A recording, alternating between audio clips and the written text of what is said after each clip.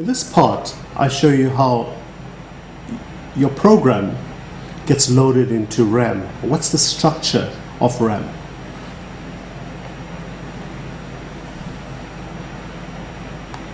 If you remember from the last module that your app or program lives on SSD, solid state drive, but in order for the processor to execute or run this app, it needs to load the data and the code into RAM before the processor has access to it.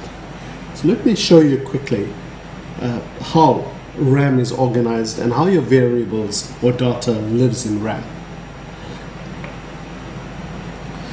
RAM is simply like a series of lockers or post office boxes, PO boxes. And each location, you could store something in it.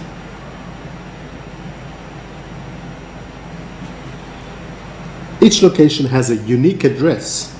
For example, this location has an address of 0, this location has the address of 1, and this location has the address of 2. So if you wanted to put in a variable called num1, like 12, it will go into a particular location at a particular address. Another variable called num2 goes into the next location. Another variable called num3 goes into the next location. So RAM is just a series of lockers or post office boxes where each post office box can store some information, data, and each of these boxes have a unique address starting from 0. Now on the iPhone and iPad, we have millions of addresses in RAM. There must be some way to arrange or organize these addresses. So what we do is we take a collection of these addresses, and a combination of these addresses is called a segment. And RAM is divided up into a number of segments, and each segment is divided into a number of individual locations with unique addresses. Let's take a look at what RAM looks like in terms of segments. We have 4 segments.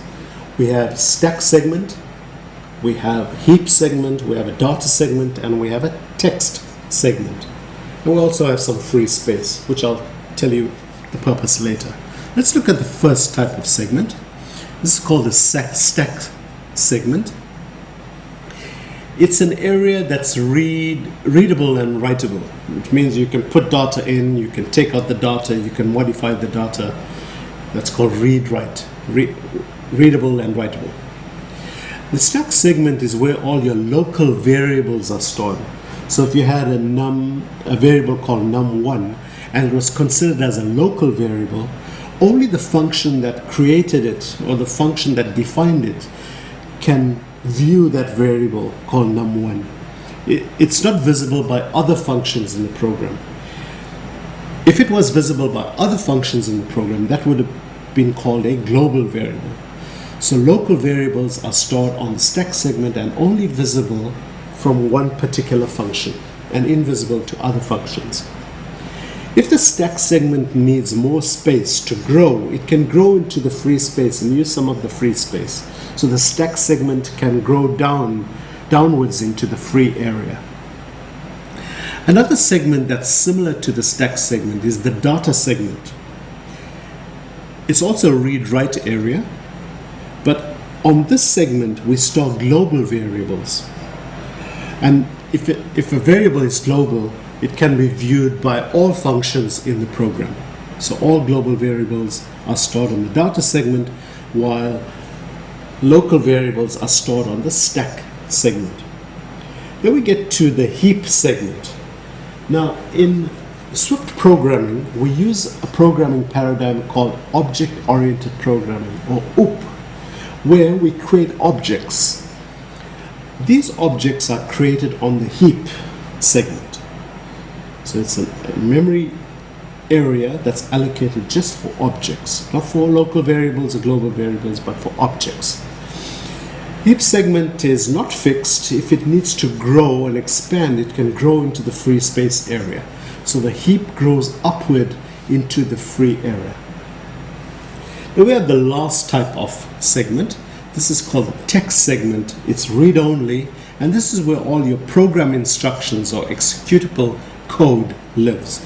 So all of your instructions live on the text segment, but all of your variables and objects live in the stack segment or the heap segment or the data segment. Thank you so much for watching this lesson. When we get back, we'll get back to lesson number 2.